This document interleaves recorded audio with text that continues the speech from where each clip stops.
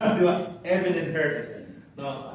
Ang Diyos na may lalang ng heaven and earth, ikaw na si Robinson, pwede ka magkaroon ng relationship sa Kanya. Amen. How is that? No?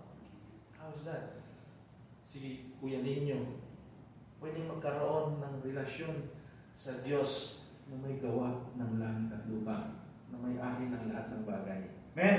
Yan. Alamin natin. Pangatlo, how is your knowledge with the Scripture? Kumusta naman yung knowledge mo sa Scripture? Yan. Alamin natin yan, no? Gaano kalalim yung knowledge mo sa Scripture, sa Word of God? Yan. Napakaganda po na ang isang tao ay mayroong malalim na kaalaman sa salita ng Panginoon. Why?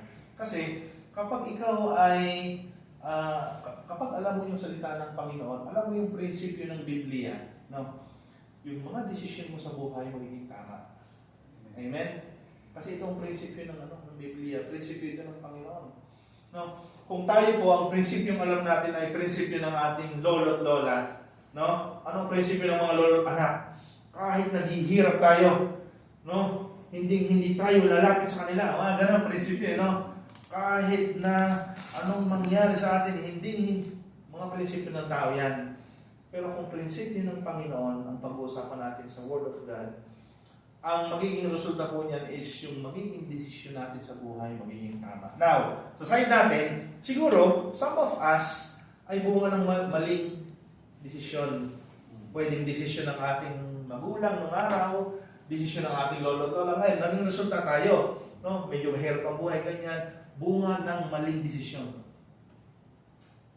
This is the time na puputulin natin yung curse na yan. No? Amen. Kapag nalaman natin yung salita ng Panginoon, magiging tama yung mga desisyon natin sa buhay.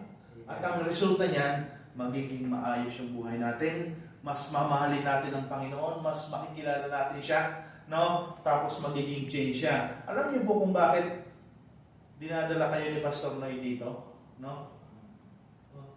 Kasi gusto niyang maranasan din ninyo yung nararanasan niyang kabutihan ng Panginoon. Amen. Amen. No? Yan. Okay? And lastly, dito na tayo magtatapos. How is your knowledge with the author of the Scripture? No? Katulad doon sa isa, your intimacy with Jesus. How is your knowledge with the author of the Scripture?